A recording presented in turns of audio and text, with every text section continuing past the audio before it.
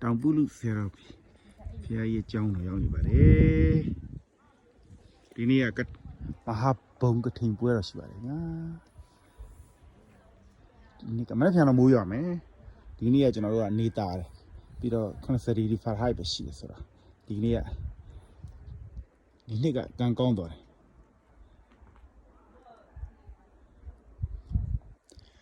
ယ်တပည့်ကြီးရတော့အေးချင်းပါတယ်နော်အေးချင်းတာတော့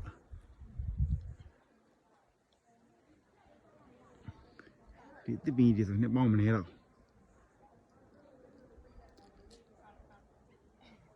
နှစ်ပေါင်း40မက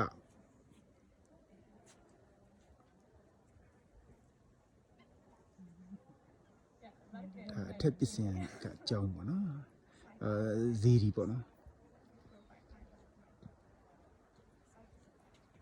ဟိုမှာလည်းတစ်ခုရှိပါတယ်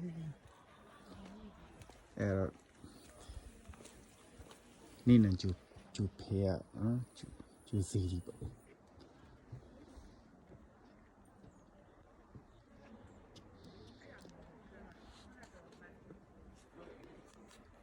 ဒီနေ့ပွဲရှိတော့အများကြီးပဲလာကြတယ်ဒါတခုကမှလာလို့ရပါတယ်နော်